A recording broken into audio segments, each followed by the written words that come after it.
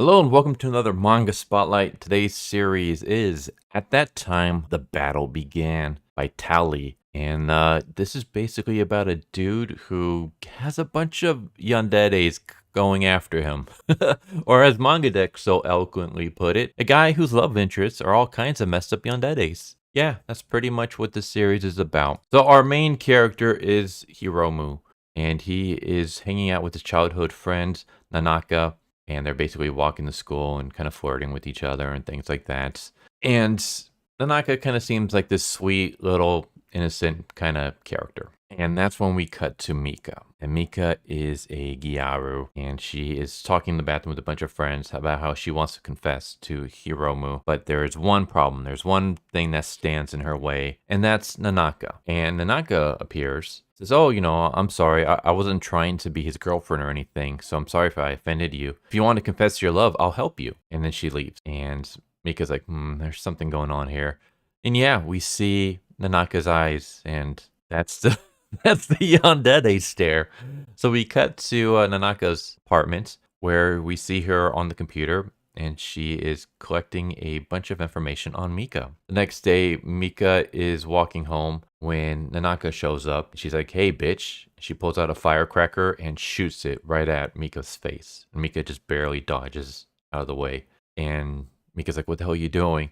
And Nanaka just keeps shooting more fireworks at her. And she explains 100,000 to 200,000. The pet store. The price of a cat sold in the pet store. If you were to die, would your life be worth 200,000? And she explains about Hiromu, about how he was a delinquent back in middle school, about how he worked hard to improve his life, and how thanks to Nanaka, she was able to get him to stop being a delinquent. She was able to set him down the right path. And she explains, "I gave him my undying love. We kept getting closer and closer. I just kept snuggling up to him. And finally, Hiromu opened his heart to me. It was my love's turn. And now he's becoming popular and other girls are going after him. But no one is going to go after him because he's mine." And she demands Mika admits that Nanaka is good for Hiromu. And Mika says, "Are you freaking out of your mind? Like, you just went on a crazy yandere rant. You just shot a bunch of fireworks at me. What the hell is wrong with you?" And Nanaka pulls out a USB drive, and she says, "This is proof that you're a shoplifter. We all have our qualities, the qualities of a peasant, the qualities of a king. Never, don't you dare go against me." And from here on out, Nanaka basically forces Mika to become her pet. She forces Mika to call Nanaka master or mistress, and she basically uses Mika as a dog to gather information on all the other potential women vying for Hiromu's attention. And so the next day we see Nanaka, and she's putting on her cutesy act as she's walking home with Hiromu, telling him that I can do anything for Hiromu's sake. And that's when this girl named Alice shows up, and she dive tackles Hiromu, kisses him on the lips right in front of Nanaka, stared at her and says, "What the hell are you looking at?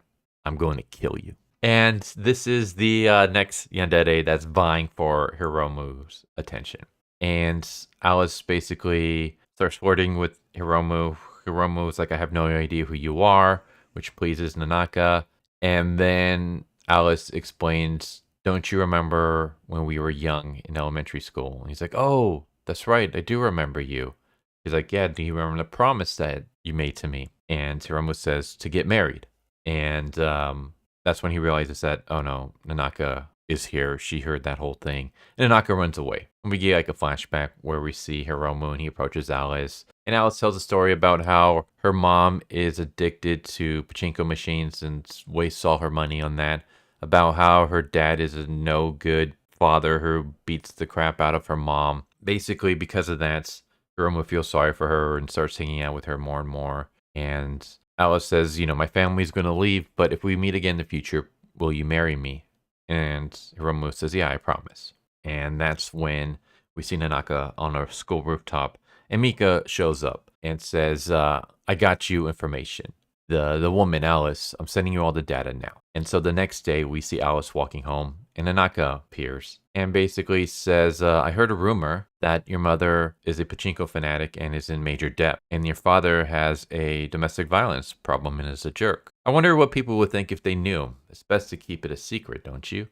Basically, she is threatening Alice. That's, if you get closer to Hiromu, I'm going to tell the entire school about this secret. And Alice just straight up says, yeah, that's how it is. Everybody already knows about it. I'm not hiding it. It's the truth. And I don't have to clean up after my parents. So, yeah, I don't really care if there's groups or not. It's got nothing to do with me. So if you want to talk about them, you can go ahead. And that basically destroys Nanaka's blackmail. So she's like, oh, crap, now what do I gotta do? And so she once again threatens Mika like, hey, your information failed. I need you to find even more dirt. Otherwise, I'm going to release all the shoplifting incidents that you've done. And then that's when we kind of get Nanaka's story. And Nanaka, basically, we see her as a young girl where her parents are telling her that the world is full of idiots. We need you to study hard and get a college degree. And she's like, yeah, okay, I understand. She's like, man, you guys are such an idiotic couple. Nanaka basically becomes like the honorary student, and she has friends who are talking about Hiromu, and this is back when he was like a delinquent, and they refer to him as being weird and stuff. And Nanaka's like, yeah, you don't have to be so mean to him. And they're like, Nanaka, you're too kind. You don't got to protect that Yankee. Like, he won't have a good life anyways. And that's when Hiromu appears behind her and says, it's tough, right? Being an honor student. It's exhausting trying to hide your true feelings. It's tempting to complain. You have to vent sometimes, otherwise you'll explode. And that's when Nanaka realizes that she can show her true self to Hiromu. She can't show her true self to her family. She can't show her true self to her friends. But she can show her true self to Hiromu. And so she starts spending a lot of time with Hiromu. And eventually she's able to get him to stop being a delinquent. And they become closer and closer. And now Alice has shown up and is encroaching on her territory. So she's like, I gotta get rid of this bitch. That's when we find out that Alice is not all it's cracked up to be. Like, Mika eventually is spying on Alice and trying to gather more information on her. And she's going around questioning a bunch of people. But everyone she questions says different things about Alice. That she's some kind of pro gamer, that she got sponsored, that she's an apprentice to a popular storyteller, that she's into sports, she won the lottery, she's going to be a doctor, she's the youngest person ever to do so-and-so. Basically, none of the stories make any sense. There's no way that Alice can be this girl. Like, there's got to be thousands of Alices. Who's the real Alice? And that's when Alice just shows up. It's like, oi, bitch, I noticed you've been following me around and asking about me. What do you want? And Mika calls her out and says, your life, like everything about it. That's all a lie, right? And she straight up says, yeah, I made up everything. Like, everything about my mom being a pachinko freak, everything about my dad being a domestic violence abuser. Like, that's all fake. I made everything up. And the reason that I made up everything is because it made me popular and it got me closer to Hiromu. I created this story about my life and that caught Hiromu's attention. And because of that, he became my friend and hanged out with me. And now I'm going to be able to try to use this to etch my way into his heart and become his girlfriend. Yeah, Alice is a psycho as well. And then we get another girl that comes in, but I'm not going to keep going over all the girls. This is basically a story about Hiromu being stuck in the situation where all these girls have feelings for him, but they're all freaking psycho in their own way. And it gets super crazy. I won't spoil what the ending is, but the ending is such a huge twist that I was not seeing it coming. But if you know the ending and you go back and you read it again, there are little hints about it, but it basically puts M. Night Shyamalan to shame with the twist. Like, it's completely out of, I don't want to say it's out of left field because there's a little tiny hints for it, but something that you would never guess. And yeah, the series, the series is crazy. Thankfully, it doesn't, it's one of those where it's a more comical version of the yandere kind of romance stories. Like, it doesn't go into the whole grape. I'm sure you guys can figure that one out. It doesn't go into that. It doesn't go into like self-deletion kind of territory or anything like that. It's not a full-blown comedy. Like, there is some like psychological thriller aspects to it, but it doesn't go super dark, which is great because sometimes it's nice to be able to read a story about a yandere without it having to go into like super dark territory. This is just pretty much a bunch of psycho girls falling in love with the same dude and the crazy schemes they come up with to try to take out the competition. And I'm all for it. So if you feel like this sounds interesting to you and you want to read it for yourself, I'll leave a link to the description below. The series is completed. As I mentioned, there is a crazy twist ending.